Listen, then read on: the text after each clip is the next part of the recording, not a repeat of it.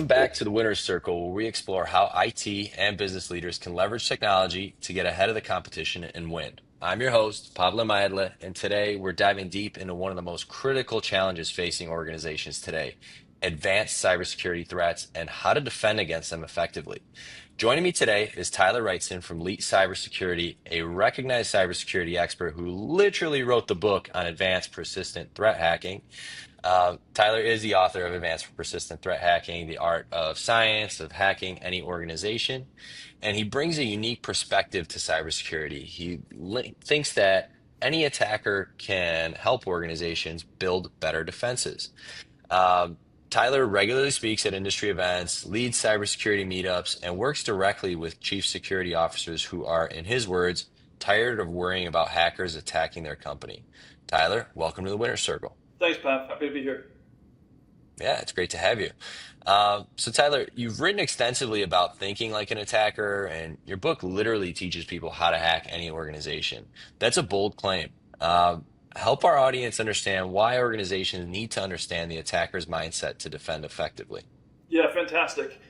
So honestly, we see this as the critical thing that's missing from most modern cybersecurity defenses Hmm. because this is such a unique problem to our industry, right? Where we're dealing with sentient human beings who specifically want to try and break the laws and bypass our controls, and so it's like nothing else in any other industry. One of the analogies we like to use is if you bought the home security system from ADT, right? Yeah. You want the salesman to say, "Hey, we've configured this correctly. Your home is safe now," or would you rather, some criminal out of jail who comes and says, "Hey, I've been breaking into houses for my entire life. Let me see if I can break into yours," and say, "Okay, no, your defenses are good. I can't do anything here." Right. So that's Yeah. the adversary's perspective. That's kind of what we bring. Can you walk us through what makes Leet's methodology unique in the Well, cybersecurity space? honestly, we think there's those three things that really kind of define the core principles for how we execute on projects. And the first one is, in my opinion, the most important one. We think that most organizations lack threat-centric wisdom.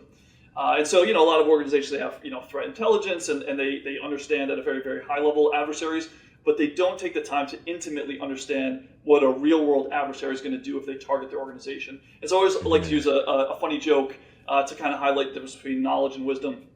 So knowledge is knowing that a tomato is a fruit, and wisdom is not putting it in a fruit salad. And so honestly, we see that same thing over and over. So now we call them security tomatoes, right? Where Yeah. academic advice might say, "Hey, this is the way you should build your cybersecurity program, or the things you can do to prevent adversaries." When we step in and we say, "Look, as an adversary, that's very easy for us to bypass. Yeah. Here's what you really need to do," right? So again, that's the first one, the first pillar, threat-centric wisdom. The second one is pragmatism, so just being very pragmatic, right? Understanding that security is always a cost center for businesses, right? It's never ever going to generate revenue, no matter what anybody says, right? So I'm sure we'll talk about that later. There's some people that think there's an ROI to be found within security, and it's not really, right? We're talking about risk mitigation, spending an amount so that we hopefully don't lose more than that in the future. So being very pragmatic with every resource you have, whether that's capital or people or time, whatever it is very, very important. So that's the second one, pragmatism. The third one is the context of our clients' businesses, right? And so a lot of times, again, if you get academic advice about, "Hey, this is what every organization should do," but it fails to take into account the unique business you're in and what specifically you're trying to protect, how adversaries might impact that, that's the biggest thing. So again, at a high level, that's our methodology. And continuing down this path of Zen, I see that Leet has developed, what you call this five-step path to security Zen, right? So identifying weaknesses, map to business risk, adjusting security behaviors, implementing key processes, and incident readiness. So this sounds way more comprehensive than the typical, Yeah. penetration testing or pen testing. Can you break down why you need all five steps and the importance at each level? First thing we need to do is get the lay of the land, and that's where we do a comprehensive security assessment and really understand, okay, what are all of the relevant vulnerabilities in that organization that an adversary might target. So that's the first step. The second step is where we understand business context, and again, we kind of define, hey, what are the assets that the business has that we're all trying to protect? And assets are not just physical or tangible assets. They could be digital assets. They could be business processes we're trying to preserve, revenue generating functions, right? But to get everyone in the organization on the same page as to, hey, what are we trying to protect? So that's the second step. The third step is adjusting human behaviors. Because again, we're big fans as to not calling it security awareness training, because we're not just trying to raise awareness, we're trying to change behaviors. And so there's a whole bunch of magic that goes behind the scenes in changing behaviors. Right, one of the things I like to highlight is the dog training method. Do you know the best way to train dogs? Right, is it with a carrot or with a stick? It's actually both. Oh, Right, so okay. to get Good, the good, best, good, good. I don't want to necessarily call all of our clients end users dogs, but the best way to train them is exactly the same, right? So again, I'm not saying that you should use a literal stick and beat your employees, but Right. there are some things we can do to say, hey, look, we're going to negatively reinforce the bad behaviors and positively reinforce the good behaviors, and we're also going to teach them this is what you need to be on the lookout to preserve, your own sensitive information and kind of avoid things like, identity theft and things like that, and avoid common scams. So that's step 3. Step 4 is where we do things like identify weaknesses in detective controls and response capabilities. Right, so we're doing things like red teaming and purple teaming. I'm sure we'll talk more about that later. Hmm. And then we're just building processes around continuously identifying these types of weaknesses. What are you finding that most organizations are missing, and why are these blind spots so dangerous? Vulnerability scanning to me represents one of those foundational controls that everyone has to do. Right, it's kind of like recommending somebody locks their front door. Right, that's what vulnerability Yeah, scanning is. Right. yeah, But right. then you still have all these windows and the back door, the side door that you need to watch out for. There's still vulnerabilities there. And so again, I like to remind people that adversaries don't simply run a vulnerability scanner against your organization, and then if it comes back clean, they say, okay, time to move on. I guess they're not vulnerable, right? That's not the way it works. They have Yeah. a whole library of tools that they can use. And so if you're not using those exact same tools, then you're missing out, right? You're not finding those weaknesses. And so there's just certain limitations with vulnerability scanners. There's so many more pitfalls that we can't, really do in an automated way. We can't just scan for things and say, okay, this is what we need to work on. Can you help our audience understand what makes APTs so dangerous and why traditional security measures often fail against them? Yeah, sure, of course. So here's the caveat, right? So generally speaking, if we kind of lump adversaries into 3 big buckets, right? We have kind of the low end, almost no technical skills, right? They only use kind of basic tricks and social engineering tactics, and they don't really understand the technology that's kind of behind everything. That's the biggest bucket, right? There's a lot Hmm. of criminals in that space. The second bucket is kind of like the more technical hackers and cyber criminals. There's some organization there. They have some good knowledge, right? And I'd say that that's probably the second largest amount. The third and smallest amount, like by volume, are these very advanced threats. Think nation states or nation Yeah. state sponsored adversaries, right? Hmm. Hmm. So 100%, I guarantee there's people on this that are going to see this content who fall into the category of organizations or industries that are targeted by nation states, but the vast majority of businesses don't really have to worry about those, right? If you cover those first threats and you have good controls around protecting those, you're probably, in a fantastic spot. You've probably reached the point of security set. However, there are very much a number of industries and organizations that will be targeted by these most sophisticated threats, and they come with very unique challenges, very unique skill sets.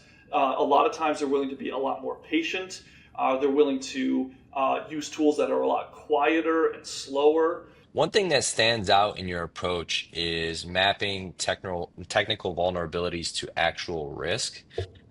Many security reports are full of technical jargon that doesn't resonate with business leaders, right? So, how do you translate cyber risks into business language? So the first one is always make sure that you understand who's at the table. Because I'm going to Hmm. talk to a COO very different than I'm going to talk to a CFO versus a Right. CDO, right? I'm going to try to use their language.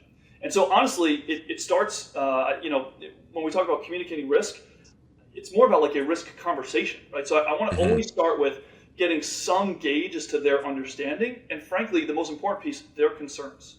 If I had to summarize the quintessential conversation that needs to happen between security leaders and decision makers and boards of directors and C-suite and all that, it really comes down to conveying attack paths and business impact, right? If we Okay. can just break down, and rather than talking about vulnerabilities and all of that, right, we just say, okay, this is what an adversary can do given our current environment, and this is the business impact they can have. And at that point, once you understand business impact, it's very easy to translate it into terms for those individual audiences, right? If I say we can, as adversaries, we can compromise your CRM. How important is that CRM to operations? Incredibly. Yeah. How important is the data in there from a business reputation perspective, Mrs. CEO, right? So we can have that conversation. And at that point, it's very easy to turn to the CFO and say, what do you think the financial impact is if all of that were to be released publicly? Or if the adversary can impact business operations of either the CRM or some business generating function, of some revenue generating function, right? How much would you lose every hour? How much would you lose every day? And then we can say, well, the average incident for ransomware, you might be out of you might be offline for 5 or 6 weeks. How much revenue are we talking then? How much would it cost to clean up? How much would it cost to remediate? Right? So that's how easy the conversation can become. When things go wrong, and they inevitably do, right? Your incident response tabletop exercises help prepare organizations for these real world attacks. What are you seeing in terms of organizational readiness, and what separates companies that recover quickly from those that don't? To me, I think it's become a little more important about the relationships that person has. So sure, of course, it's still that individual who might lead the incident response process, but it really comes down to what is the culture at that organization. How much does leadership care, and even if we just use the term understand, how much do they understand about this process, right? They don't need to understand a lot of things technically, but they need to have a lot of trust in those people who are leading the incident response process. So again, I'll use a simple contrived example, right? When it comes time during an incident to shut off your internet connection, right? Who has that ball? Who's going to make the call? And how easy is that conversation between that decision maker and the true decision maker? Have they come up with the plan ahead of time to say, if these things happen, if we're at risk of these things being breached, then these are the necessary steps that are going to hurt in the short term, but they're going to be much better from a risk mitigation perspective long term. So when we see that the individuals, they have the right relationships, the organization has the right culture, and again, I understand that those are somewhat nebulous things, but that's the reality, right? I'm sure a lot of people want to hear, but what technical controls do they have, right? Tell me what MFA they use, and tell me what SOC and SIM and SIEM they use, right? Your services range from comprehensive assessments to ongoing security programs. How does your approach differ when working with a smaller business versus a large enterprise? Do smaller organizations face different types of threats? Oh, fantastic question. So, given that one of our pillars for execution is the context of the business, it must change, right? Because Yeah. the context for a small business is very different in many ways from a large organization. And I will say that we've worked with the gamut. And so the challenges are very different, but I will say that for the most part, they're both a double-edged sword. There's advantages and disadvantages to both. And so I'll cover at a super high level some of the advantages of both, right? So for a small business, even with teams of 50, 60, 70 people, a lot of times everybody. Yeah. Right? Everyone truly, at least has seen their face, maybe said hello to them a few times. There's a big advantage to that, especially when you're dealing with social engineering, as well as just frankly, again, the technical environment and what you're trying to protect from a small business perspective. You can literally, you can get your arms around it. You can say it's literally these 3 systems, it's these 2 sets of data, and it's these 1 or 2 business generating, revenue generating functions, right? That's what we're trying to protect. And a lot of times in a massive organization, just getting to that answer as to what are the most important or riskiest things in our environment, that can take months and months. Whereas literally we might be able to identify with a small business in a single conversation. What are we trying to protect? What are you seeing in terms of emerging threats that organizations should be preparing for? What keeps you up at night from a security perspective? The emerging threats, the emerging tactics that we're seeing is utilizing artificial intelligence for deepfake video creation and voice cloning. And so we're seeing that already utilized in social engineering attacks. So again, think about how insidious, how difficult that can be if you know the CEO or the CFO, what they look like, what they sound like, you've had a conversation or two with them, and then you get a phone call from somebody that sounds identical to them. Like, what aren't you going to do, right? If they call the head of HR or they call the CFO, which has happened, and say, we need you to transfer $25 million, right?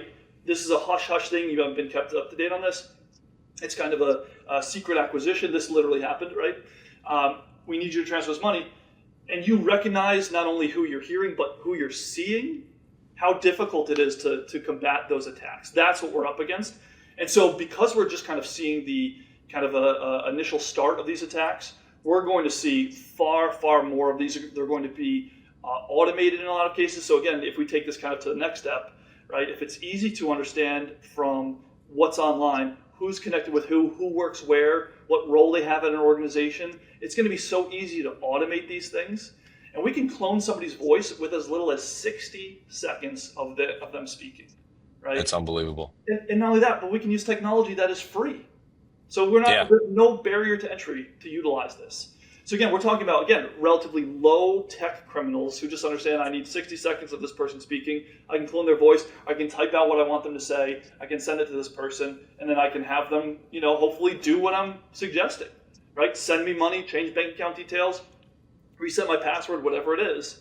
It's going to be extremely challenging because we're still dealing with, changing behaviors when it comes to traditional social engineering. So Hmm. this is it's going to be very, very difficult over the coming years. What are Of some course. best practices you might think of? Oh yeah, great.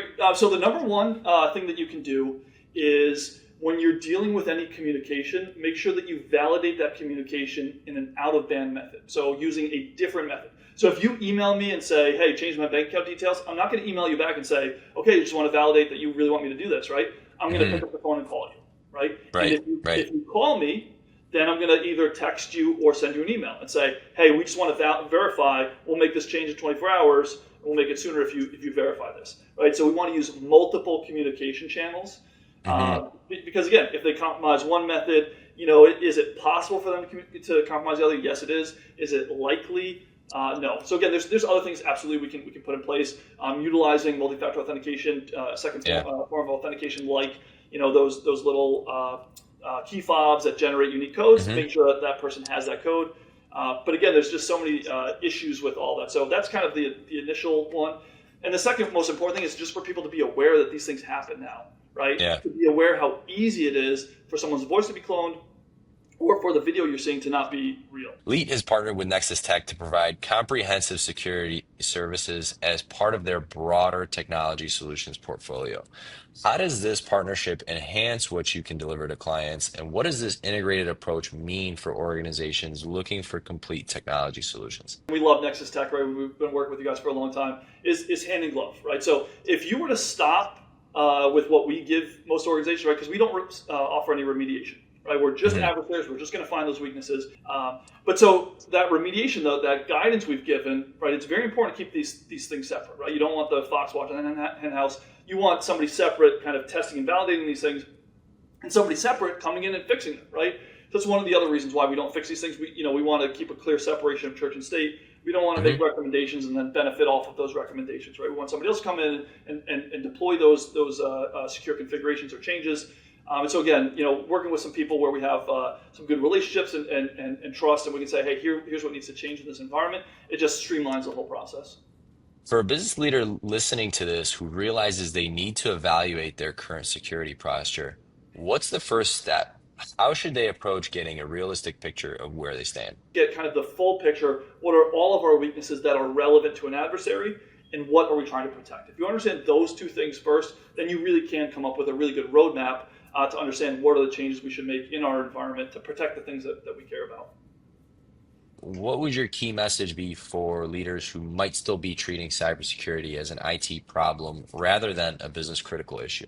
Adversaries now understand that if they want an organization to pay some sort of ransom, that all they need to do is twist the knife and make it very difficult, very painful for those humans and for the business, right? So they're no longer just focused on technology assets; they're focused Hmm. on business interruption, right? Can we interrupt that business and make it painful, right? So knowing that, right, it's not just a technology problem. You need everybody on the same page. You need to understand, how to affect security culture, get everyone on the same page with the importance and what you're trying to protect. For listeners who want to learn more about Leet Cybersecurity's approach or, start with a security assessment, where should they go? Yeah, so they can reach out to NexusTek, and you guys will put them in touch with us, or they can go to leetcybersecurity.com. And Leet is LEET. It's slang for elite. So leetcybersecurity.com. Tyler, thanks for joining us in the Winner Circle and sharing your expertise on advanced cybersecurity threats and defense strategies. Thanks so much, Bob. Appreciate it. So that's a wrap on today's episode of the Winner Circle. Remember, in cybersecurity, the best defense is understanding how attackers think and staying one step ahead of the threats. We'll see you on the next one. Take care and have a good one.